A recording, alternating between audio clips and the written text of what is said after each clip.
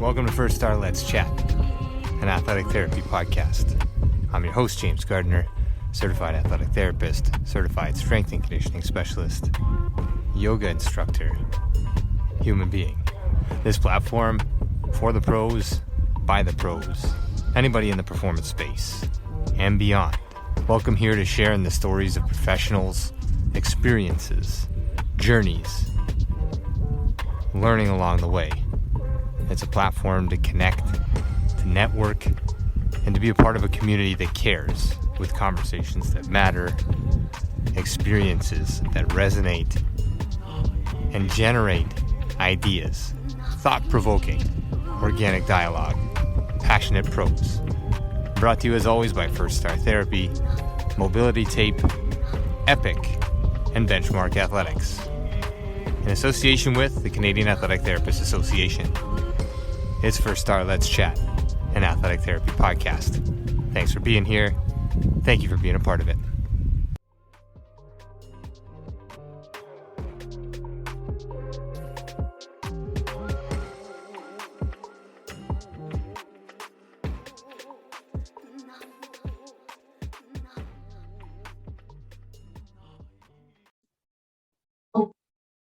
Okay, so here we go. Another session from the World Federation Athletic Training and Therapy World Congress. We're here in Winnipeg, Manitoba. Another amazing panel of guests with us this afternoon, which hopefully gets out to you very shortly, whether you're at the Congress, at the conference, or you're picking this up later on. We are now the official podcast of WFATT, and very much looking forward to connecting you with everybody across the globe. This is a membership of 42 associations, 12 countries, 4 continents, and over 50,000 practitioners. So your words go a long way. So appreciate you taking the time for stopping in, for chatting with us, and for being here and listening to us, for those on the other end of this. We are here with Ella Bean, Shlomi, Mordechai, Stavros, Daouskas. And I'll introduce you briefly and we'll get into all of this. This is global at its best. We are represented here by Canada, myself, Greece with Stavros, and both Ella and Shlomi from Israel. So Ella Bean, she is the head of the sports therapy department at Ono Academic College in Israel, with some really interesting interests of her own in terms of anatomy and paleoanthropology. We may or may not get to those today, but I would highly encourage you to consider coming back on here again. Ella, thank you very much for being here. We can get into those personal endeavors as well later on. Stavros Daouskas, chairman of the Sports Rehabilitation Association in Greece. He is a senior lecturer in physiotherapy and sport rehabilitation in the Institute of Health and Social Care at London's South Bank University in the United Kingdom. He is also presenting here at the World Congress on musculoskeletal diagnostic ultrasound in sports medicine, a topic I think that everybody at this table, and I'm sure everybody that's attending, no pressure, is very interested to hear. Last but certainly not least, Shlomi Mordechai is the general manager of the Israel Association of Athletic Therapists and Sport Rehabilitation. What a pleasure. Jet lag, no jet lag. You came on the sunniest day of the year in Winnipeg. We've been talking about this for the day so far. Ella, we'll start with you. What does the World Federation mean to you? What does the World Congress bring to the table? And how does that relate? The World Federation is a home to us. When we just established the new department and the new association, we were looking for allies. We were looking for who's doing it in the world, and we approached the Glenn Bergeron, who was the head of the association at that time, and he immediately guided us on what to do, how to be accepted. And since that day, the WFATT is helping us with every question and every request. One major thing is that we had a lawsuit against us in the Supreme Court by the physical therapist in Israel. And one of the things that helped us to overcome this obstacle was the fact that we were already recognized by the WFATT, and that really was a major thing for us. We're very excited to be here today and to see all the people that we have been emailed with, had Zoom meeting with, but now we see them in person. And the last thing is, because next year the conference is going to be in Israel, we want to see what it's like, what is the conference looks like before we have it done in Israel. Beautiful. And it is amazing to be in person.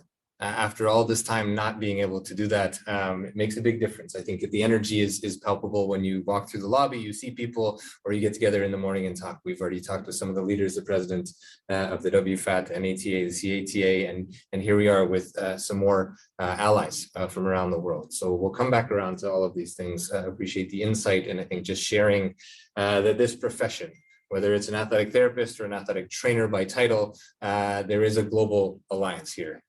Stavros, over to you. What does this mean in terms of where things are at in Greece, WFAT, and how that works on your side?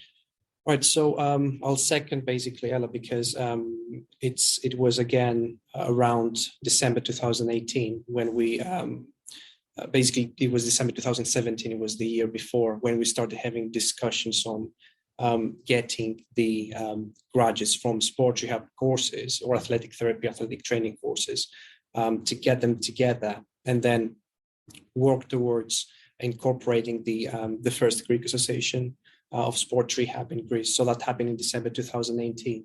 And that was the time when we got in touch with the WFAT, with Glenn Bergeron, who was, as Ella said, the president of the WFAT at that time. And they guided us and they instructed us on how we're going to do the process, how we're going to proceed with the steps in incorporating the association. So that was really helpful from the side from the WFAT. And then 1 year later, in November 2019, we became a member of the WFAT as an associate member. So that was a huge step for the Greek Association. Then some other things happened. So we had some other activities. So the Greek Association started joining some sports medicine congresses. So presenting, let's say, research papers and articles. So that was another important milestone, I would say, for the Greek Association. And the last one was last year in 2021, that we signed a memorandum of understanding with the Euro-Mediterranean Institute for Quality and Health Services. So that's one of the main things that the Greek Association has done the past few years. With respect now to the Congress, I would say it's a great opportunity for, as Ella mentioned, about all the associations and all the members and representatives from those associations and the universities, the academic institutions, to come together to exchange ideas, to share knowledge and information. Because what happens is we've got, for example, with the Greek Association, is a quite new association organization in the field of in the world of the AT family. So we get the experience of the already established associations worldwide. So that's really helpful. But at the same time, we give this kind of motivation that we're quite new in the field. So we've got energy, we've got motivation. We try to push into supporting the WFAT, but also all the visions and aims of the WFAT in general.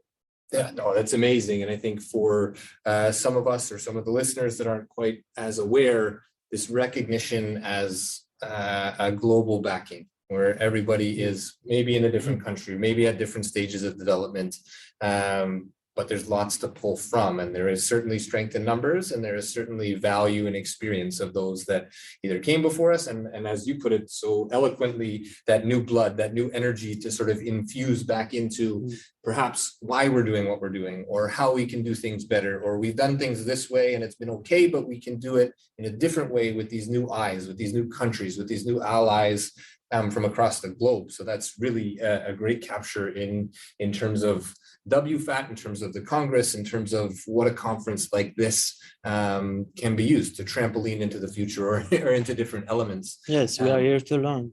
Yes, yeah. And so Shlomi, you touch on you're here to learn. And I think this is a big piece. There are plenty of different lectures from Stavros himself sitting across the table to colleagues, I'm sure that you know, that you've met, that you haven't met. What is that drive to continue to grow? Is this something that you push with the students, with therapists in Israel? Is this a common angle with the profession? My main goal is to take the association in Israel to the next level. This is my main thing. Then I'm here to learn how to do that, because there is the Canadian and the folks from US, and we need to learn what they did. There are a lot of fear in the fields. We can learn from that what they did and how they fought the government and how they fought the insurance company, and what we can do to go to the public and say, hey, we are here, try to use us. Your children will not get injured. We can do things better. We are in the field. We are know what to do. Use us. And this is the main thing that I think that we need to do, mainly in Israel. And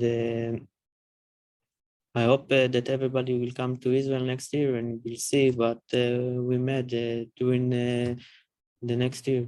Absolutely, and we hope that this podcast will continue into Israel as well, where we can sit around and do this again a year later and check in and see how things have evolved, how things have developed, and where things will continue to go.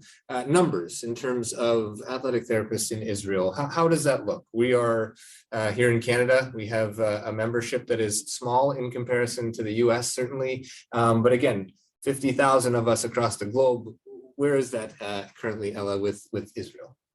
We're certified athletic therapists in Israel. We have a very small number of about 30 certified. Okay. Most of them graduated last year in Israel, and a few came from the US or from Canada. Okay. We are hoping that the numbers will increase dramatically in the coming years, both by students that will graduate, and maybe we'll get more newcomers from England, Ireland, Canada, or the US that have already established the studies. Yeah.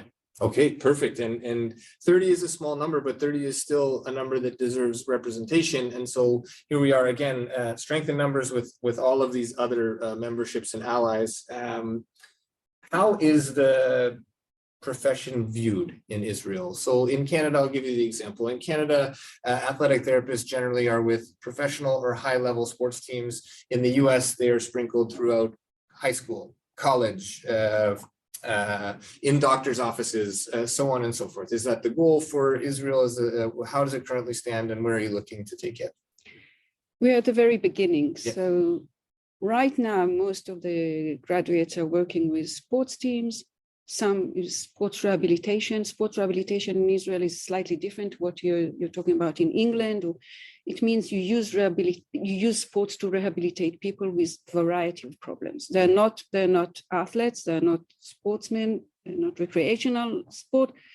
They have Parkinson, or they have a autistic disorder, or all kinds of health issues, and we use sports to help them to rehabilitate.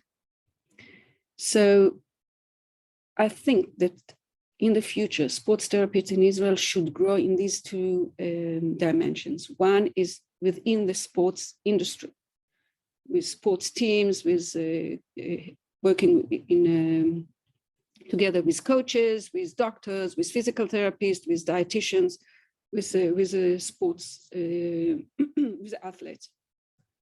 The other path is having sports therapists using sport for healthy lifestyle.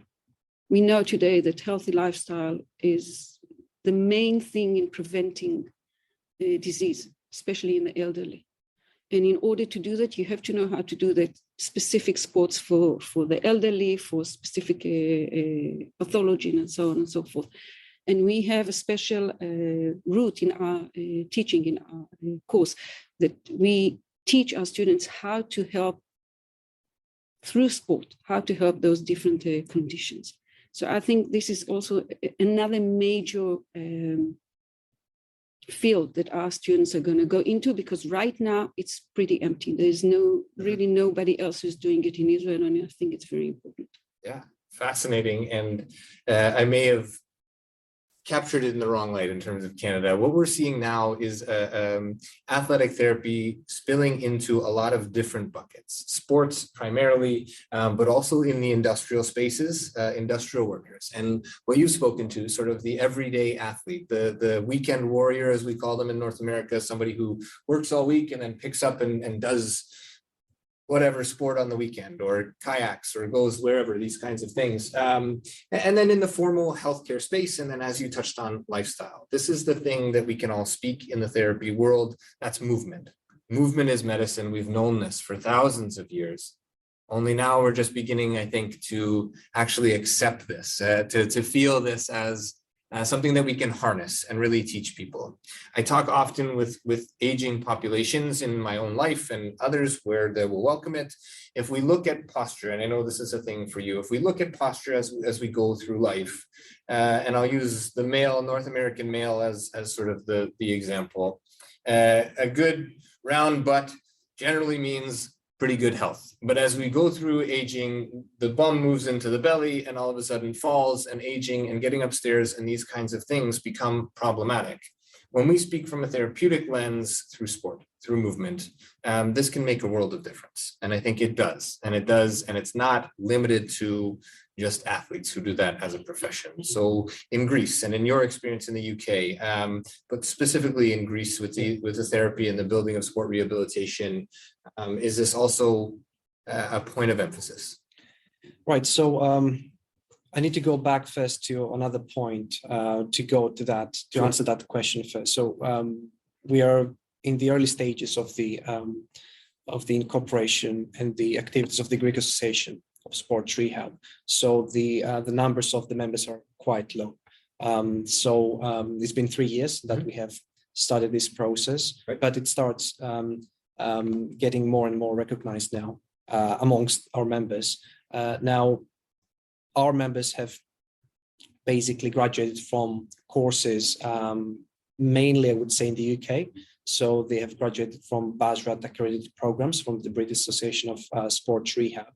And most of them have gone back to Greece. Most of them have gone back to the country. Now, with respect to the focus, there is I would say, many people are looking at studying a degree in MSK in Greece, and they try to do that in different ways. So predominantly, the main norm is to go for a physiotherapy course. Okay. So it's a BSc in physiotherapy, and then through maybe master's degree in MSK, they try to go into that kind of pathway, and then, as I said, to move towards the health aspect of the profession. So to promote healthy lifestyle through exercise and movement.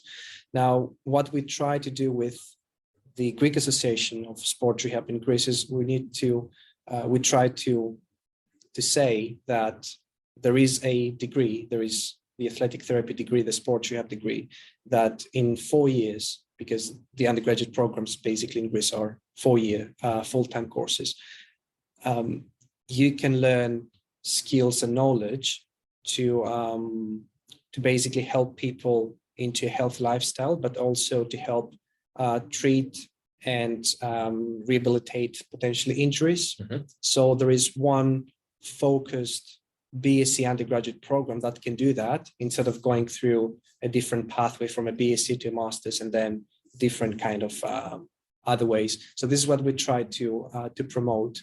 And there is a demand for that specialization in Greece. There is a demand, and this is what we try to do. We try to fill in the gap in Greece, and then of course spread the word in Southeast Europe, and spread the word more in other countries, like in Cyprus, that we've got some colleagues there, right, that we'll be working really closely with them. Yeah, no, an amazing capture. And I think obviously having experts in the field and people from these places in the world, you can capture the activity level, the things that go on in the country, the level of active lifestyle that is currently being pursued, and then taking this and using the pathways that you've talked about, creating and carving, and moving those pathways into professions, as well as utilizing those professionals to build healthier lifestyles, greater understanding across the globe in terms of what is movement, we were talking just before we came onto recording about skiing in Greece. And so understanding the land, understanding the lay of the land, both, geographically, but the people themselves and what is important, and having that knowledge, and then having professionals that can temper to those lifestyles is critical. And so a beautiful capture. And Shlomi, we'll finish here. We'll just wrap this up fairly quickly. And I would be more than happy to have each and every one of you back again to do longer individual sessions. But for the purpose of the Congress, just sort of condensing things. Coming from Israel, what are the expectations for the conference for you? To learn, obviously, is there anything you're looking forward to in particular coming to Canada and the WFATT conference? Again, we're here in Manitoba. To meet people, to see what is happening in Ireland, what happened in other countries, to learn how the conference is held in, what interests people, because if they are coming next year to Israel, I want them to be surprised, and I want them to learn things that go with their professional aspect. Absolutely, and what an opportunity to showcase Canada this year, Israel next year, and continue to build these alliances between countries, between people, between professionals. My experience with these conferences on a Canadian level and an American level, always a great opportunity to talk with a presenter, but at the same time talk to a colleague or a student or a new grad. And again, you've all touched on it, but your eyes are pretty wide open when you're beginning this profession, either as a student coming out or in a country that doesn't have it. You provide so much insight, you provide so much wisdom and knowledge, and can pull from that came before or with the organizations that are already in place. So I really appreciate you guys taking this time. I know long flights in for everybody, but we're here. We have the social this evening, the town hall this afternoon, lots of social elements to this as well, which I think go a long, long way in connecting people, associations, and our profession. So Ella, Shlomi, Stavros, thank you very much for being here. Again, we're in Winnipeg, Manitoba with the World Federation of Athletic Training and Therapy. This is now the official podcast of the WFATT. And again, we are comprised of 42 member associations, 12 countries, 4 continents, and over 50,000 professionals. Share it, care about it, talk about it, enjoy the conference. Thank you all for being here. Thank you. Thank you very much.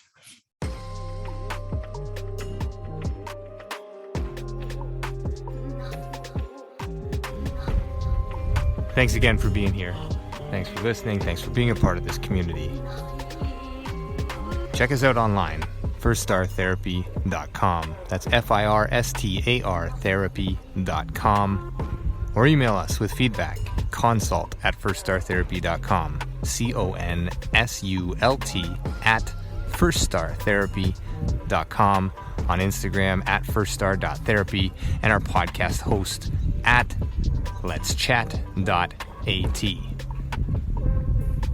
This is First Star Let's Chat, an athletic therapy podcast.